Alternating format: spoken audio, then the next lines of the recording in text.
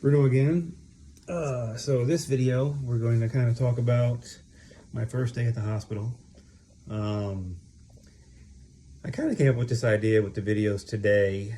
I was like, you know, a lot of people are going to wonder, what's going on with me. So I figured this kind of would be a way to kind of explain everything, since it's kind of been a long process, and kind of weird and kind of new, and just, I mean, I hope nobody else goes through this, but unfortunately it does happen. So I was like, whatever, I'm gonna make some videos just to kind of document what's going on. So basically today I'm just trying to catch up, up until today, everything that's been going on, because there's been a lot going on since I got here at the hospital. A lot of waiting time, obviously, but it's fits and spurts. I'd wait, and then all of a sudden I'd have like 5 things done. So we're going to go over what happened yesterday, and then I'll make another video tonight about today, and then I'll just make, I guess, probably 3 more for the next 3 days, and hopefully by the end, maybe there'll be some good news, maybe not, I don't know yet. So anyways, let's get started. So like I said, after lunch yesterday, I came to the hospital, checked in.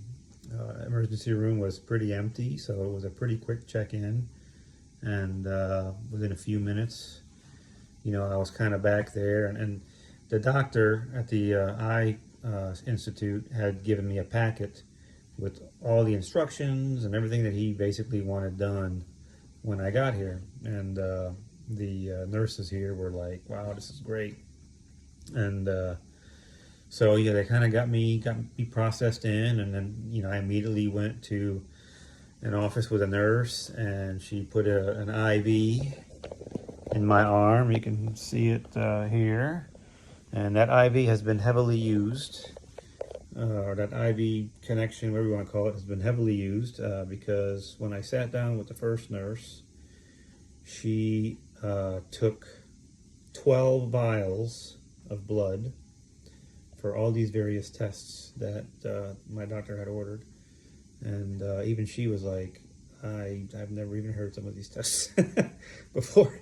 So, and that was 12, but I had very many more to come, because she said I got to order kits that I've never used before. So I was like, wow, hope I don't run out of blood. And she assured me that I wasn't, so that was good. So anyways, I was there for a little while, getting all the blood work done. And then, I went in and I spoke to some nurses about, what was going on, symptoms and everything. And then, what did I do next?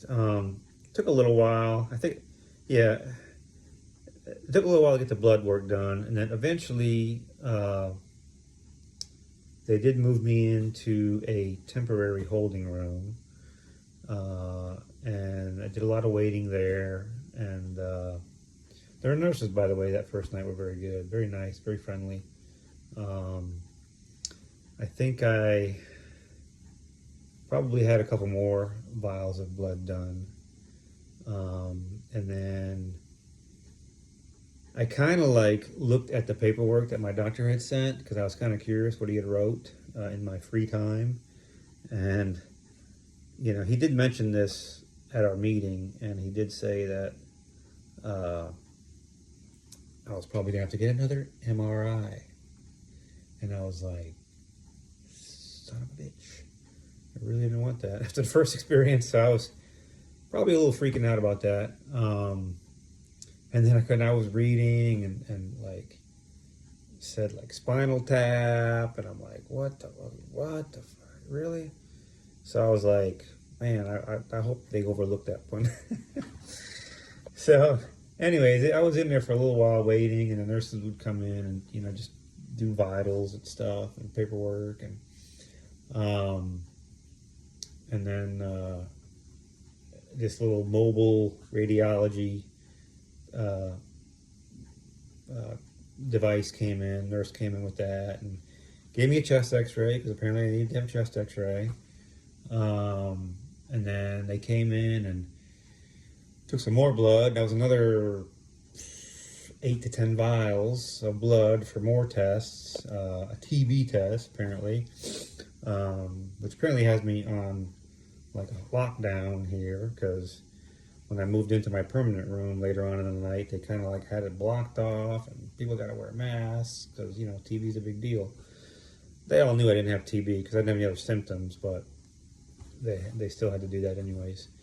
So anyways, I had the chest x-ray done, got the blood work done, and one of the nurses was like, "Are you hungry?" Because at this time it was like 8 o'clock. I'm like, "I haven't eaten yet."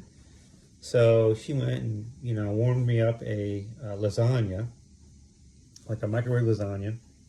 As soon as she walked in, set it down, guess who comes to get me? MRI guys, or gals. I was like, oh crap. You know, so we're pushing me, and I'm telling her the story about my last MRI, and she's assuring me that we'll make it as quick and comfortable as possible, and blah, blah, blah. And I was like, oh my God. I said, well, that's great. I said, but let's pull over here by this bathroom, because I want to make sure I take care of that business before we go onto that table, or that tube, because I don't want to deal with the same thing I had last time. So anyways, I get in there, and, you know, I get laid down, and I get as comfortable, and I said, give me something for my neck, and I get as comfortable as I possibly can, and they wrapped me up in a towel, and I was actually fairly comfortable. Put my earplugs in, they pushed me up in there, and it was going to be a long experience, because not only was I having my brain MRI with the orbits, I was getting a spine MRI as well.